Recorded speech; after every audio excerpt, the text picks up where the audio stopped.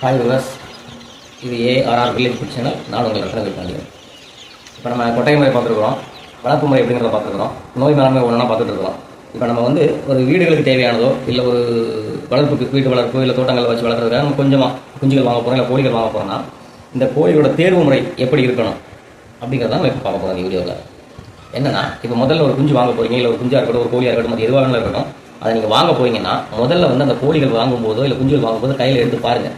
பார்க்கும்போது அந்த உடல் தகுதிக்கும் அந்த உடல் வந்து எவ்வளோ சைஸாக இருக்கோ அதுக்கான வெயிட்டு, அந்த எடை சரியாக இருக்கிறத முதல்ல பாருங்கள். சில கோழி பார்க்குறது ரொம்ப பெருசாக இருந்த மாதிரி இருக்கும், இல்லை குஞ்சுகளாக இருந்தாலும் கொஞ்சம் சைஸாக இருந்த மாதிரி இருக்கும். ஆனால் எடுக்கும்போது கையில் எடுத்து அதை வாங்கி பார்க்கும்போது வந்து வெயிட் கொஞ்சம் கம்மியாக இருக்கும். இந்த மாதிரி இருந்தால் அது கண்டிப்பாக ஒரு நோயில் இருக்குன்றது தெரிஞ்சுக்கோங்க முதல்ல. இரண்டாவது, அதோட பின்பகுதி மோஷன் போகிறது, அது எச்சங்கள் அந்த ரெக்கையில் ஒட்டிக்கிட்டு இருக்குதா இல்லை அது எந்த மாதிரி இருக்குது, சுத்தமாக இருக்குதா அப்படிங்கிறத மட்டும் பாருங்கள். நல்லா வந்து தரமாக இருக்கிற கோழிகள் வந்து அது எப்போவுமே சுத்தமாக இருக்கும். இந்த எச்சங்கள் ஒழுகி இந்த மாதிரி